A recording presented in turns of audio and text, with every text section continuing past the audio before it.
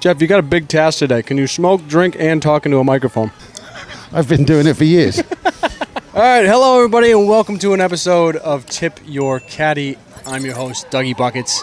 I'm here with a legend of the caddy game, Hefe. Hefe. I like that. He calls me Hefe. I like Hefe. Jeff, I figured you'd be the perfect guest to have on. You're one of the funniest guys I go out and caddy with. Well, the trouble is, golf is not a serious game unless you're doing it for a living. So these rich guys that you caddy for, it's pointless. They're getting upset and all of that. Just have some fun.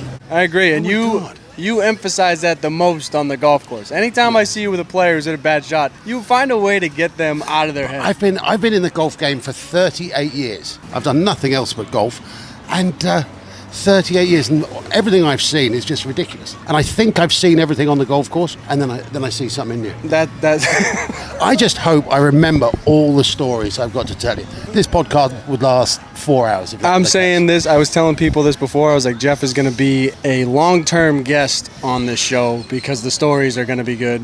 This is our first test run. We're here live at the Peruvian what do you say it is? El Tata. El Tata is hosting us, our first ever semi-live show. Oh. I guess, yeah, I mean, we got other people around. They don't want the show, but we're giving them a show. Yeah, absolutely. All right, Jeff, let's start with the basics. Yes, I turned pro when I was 17, a golf course called Blackmore, assistant for a few years. Then I went to Lip Hook, so I gave that up because there was no money in it. Then I was teaching for about 2 or 3 years, and then I got into caddying at Queenwood in England. Then I moved over here. I always wanted to live in America, and then went to Trump Jupiter. Great I was there for 11 years. That was just so much fun. 11 years. Yeah. Went back to England for 5 years, got divorced, it was all a bit messy. And then I thought, no, I still want to come back here. So I came back when opened up. Obviously, no, as you Editor know. bleep. What? Just. Yeah. Yeah. Bleep. I like that. All right, you can tell the editor to do whatever you want. What's his name? Leo. Hey, Leo. Yeah. What's up, Leo? Give me a time where it was more about the beverages and not the golf. I was caddying for a guy, Doug Carton, who used to drink but never drank on the golf course, only wanted water. His cooler at the back, full of water. I go in there, take all his waters out and fill it with beer. I said, you're drinking warm water today. I need that for my beer. And I drank 18 beers in 27 holes. I don't remember the third 9. 18 beers and 27 holes, that's pretty good. I think I should make a YouTube video about that. I don't think I could do it. It wasn't easy. No. Yeah. I tell you what, on the third 9, the GM of the golf club was standing there. They had a little hut to get burgers and things for the members and drinks and whatever. Yeah. And Doug didn't get anything. I said, oh, Mr. Carton, do you need some beers for the back 9? No, I'm okay, Jeff. I said, no, Mr. Carton, I think you need some beers for the back 9. And I was going like that. And he said, oh, yes, that's it, Jeff. I forgot I wanted some beers on the back. And I said, Jeff, remind me, what beers do I like? I said, oh, Doug, you like Budweiser, don't you? He said, of course I do. Of course I do. He said, Jeff, how many am I going to drink on the back 9? I said, probably 6, sir. He said to the GM's going like this. He's going, oh, no. They obviously knew what was going on. And so, yeah, they stuck another 6 in the That's awesome. That's a good story. I want to add something. So I used to have this code. It's not much anymore, but I used to run loops on the 3F policy. Fast, fun, financially friendly. And if it hits 2 out of the 3, you're usually in for a decent day. You know, it's fast and fun. I'm with it. If it's fast and fun, as long as you don't get stiff, say it's not the best payday. It doesn't matter, but you're going. Fast and fun. Yes. I'm with it. You know what I mean? What is your caddy code? Like, how do you rank a loop? I get them around as quickly as possible for as much money as possible. I work out what I get by an hour per hour. So if I'm out there, I make 400, but I'm out there 5 hours, that's $80 an hour. That's no good. If I'm out there for 3 hours for 400, that's $130 an hour. Ah, okay. I like where your head's at. That's kind of how I look at it. Yeah, that was like a very young Doug. When I was making 160 a day. Well, yeah, that's you know, at crazy. At 23. Oh my God! And you're thinking crazy. like, and you're like, oh my God, what a lot of money this is. If you had a superpower that could make your job immensely easier, what would it be? Probably green reading. the power to sleep with my eyes open.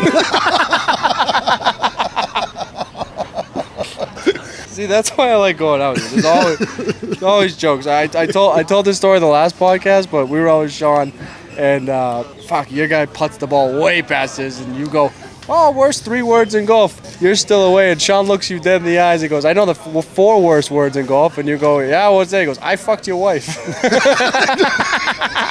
I remember that, Sean. Yeah. Yeah. Oh, that guy was a blast. So, Jeff, I have an honest thing. What do you think about the hats? I love the hats. They are going to catch on. Tip your caddy, cash only. Yeah. That's brilliant. Listen, this is the prototype. We're making 3 renditions of the same hat, all different colors. One's like a nice cream, one's a black, one's like a navy blue. Are we going to be allowed to wear them on the golf course? I mean, I don't know. I mean, that's the goal, is to try to work with the clubs and see if they can let us wear them. It'd be good. It'd be good. Yeah, it would. Obviously, it would help us. I think it would too, because I think it brings like fuck making this. This is why I made Tip Your Caddies. To fuck making this whole tipping your caddy thing a like hush hush like sort of thing. Like make it something you're proud of. Like tip your caddy, bro. Like come on. Don't be ashamed of it. Yeah. Have you ever walked off a loop? No. No, neither have I. No. I've never walked off a loop. I wouldn't. I don't think not worth it. No. Then they win. The worst guy I've ever caddied for. Oh yes. Bar none. Bar Okay. none. Tell me about the worst guy you've ever caddied for. A very famous guy. Yeah. And it's not because of who he is or anything. Joe Namath. Really?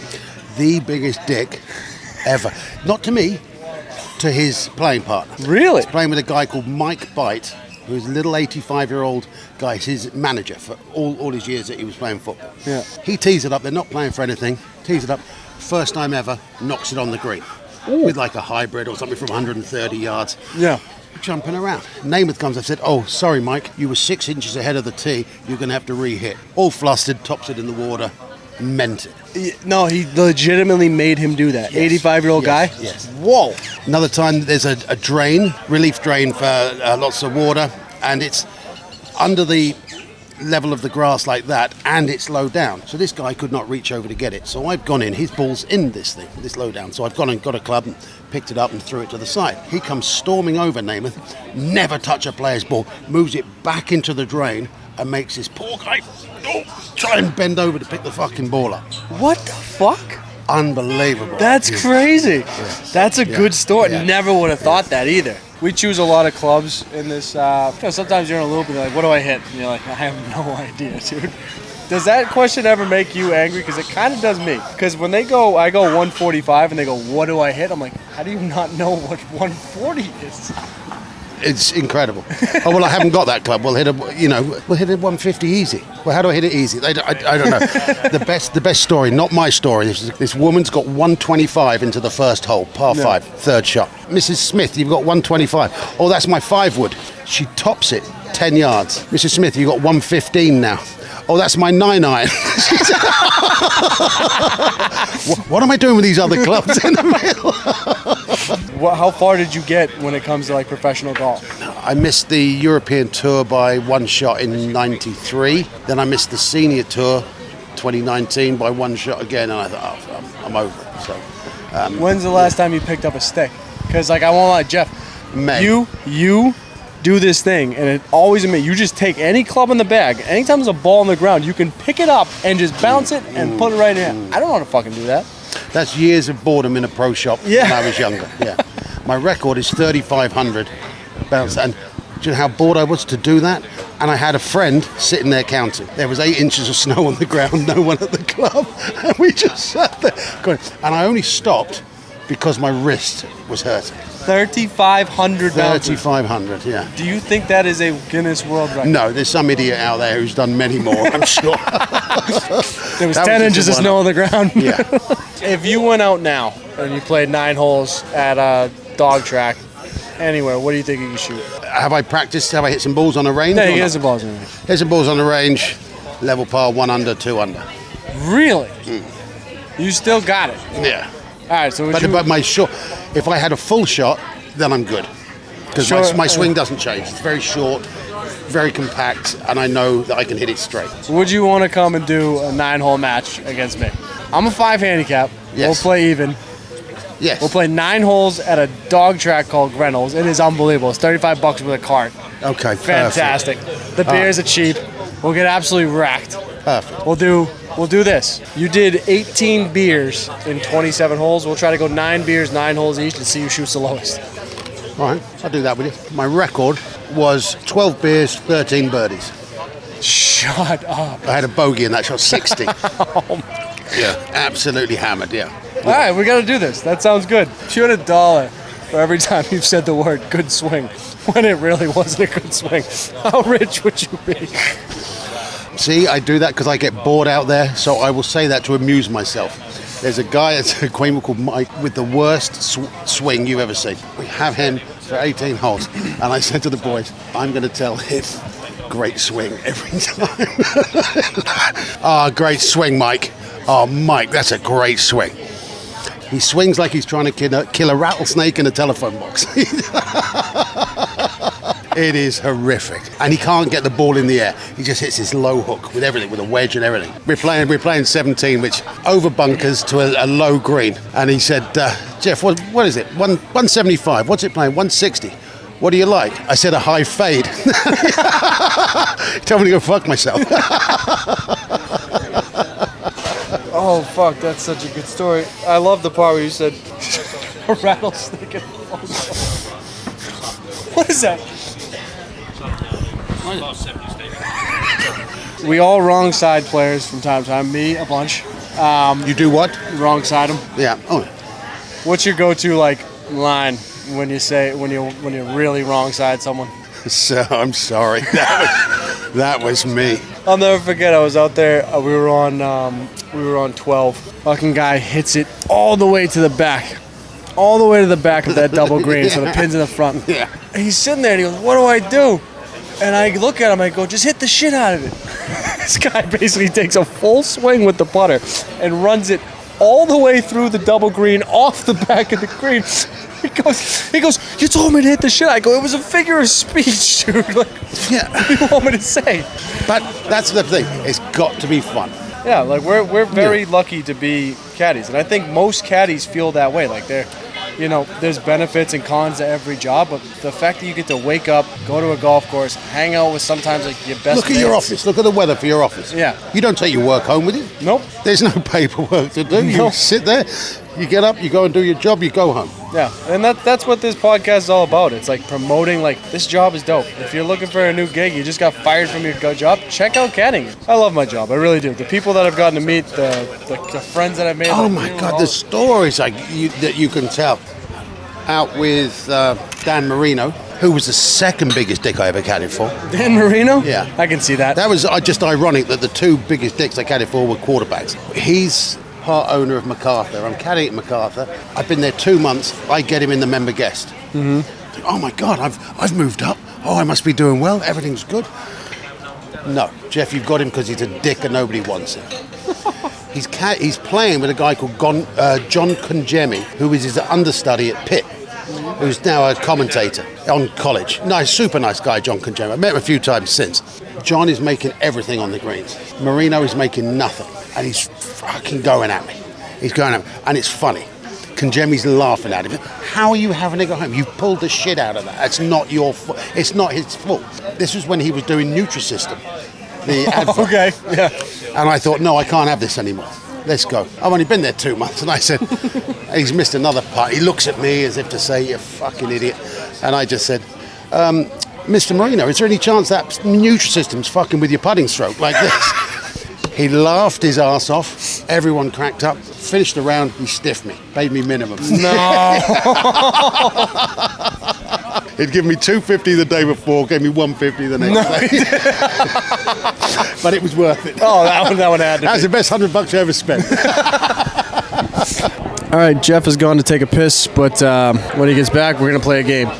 The game is this. We just happen to have 1, 2, 3, 4 caddies that Jeff has known for most of his life sitting next to us. They do not want to be on camera, but they are going to write down something, anything that will remind Jeff of a story, so we can just go. All right, Jeff, I've already explained to the people what we're doing, so whoever wants to come up first and show Jeff what they've wrote, please come forward now. Well, tell the camera what it says. Vaseline. Vaseline. Very good friend of ours in England called John, and he's a big fella. Mm-hmm. Got to be 300 pounds.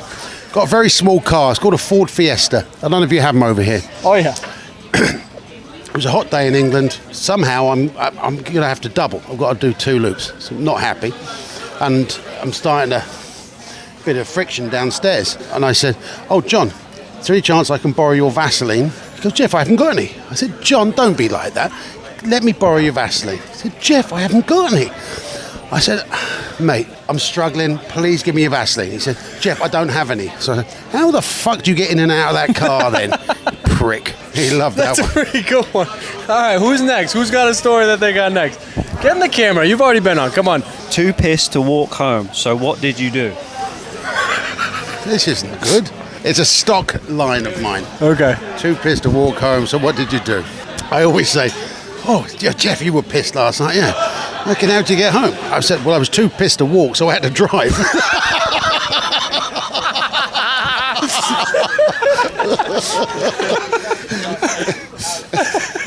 Officer, if you're watching, it's not true. Who's next up on the tee? Who's next up on the tee? Remember one of the old Caddy masters? Jeff, can you go again? Nick Hall. Nick Hall was the assistant caddy master at Queenwood who hated me. I got on well with the head caddy master, but this guy hated me. And he said to me on a busy Saturday, Jeff, I'm desperate. I need you to go again. I said, absolutely not. I said, oh, by the way, I've got to be done by midday tomorrow. And he said, absolutely not. Yeah, I was broken. I'd already done 18. What do you want? What do you want? What do you want from me? There's a vitamin in England called Sanatogen, and that's my nickname there. 1 a day, every day.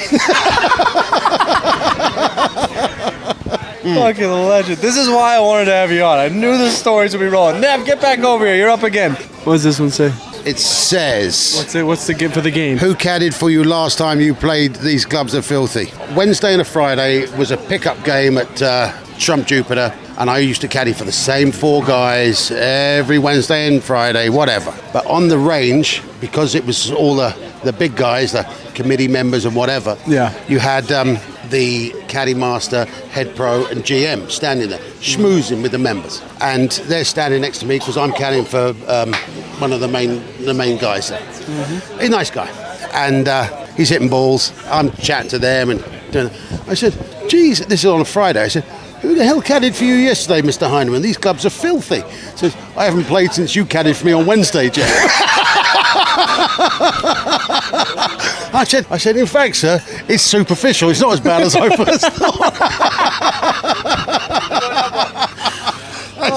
That's true. You got another one? This is the last one. All right, this is the last one of the game. This was one of the funniest ones, and I was there. All right, read it out loud.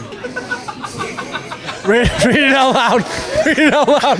Read that out loud. 5th hole at Queenwood. Kids through the fence. You fat bastard. Who you calling a fat bastard? 4 iron at them.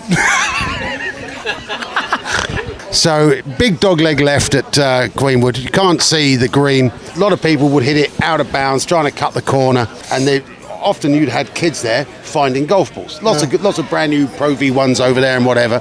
I walk up there, and there's like 4 kids there, and they're going, you oi fatty, you fat bastard. I go, who the fuck are you talking to, you little pricks? In the fucking, and behind this big fence. Who the fuck is I? So I've got this bloke's 4 iron out and I smash this thing straight at him. Like an arrow. Going out like a missile. These kids get low punch back. And they've shit themselves and run off.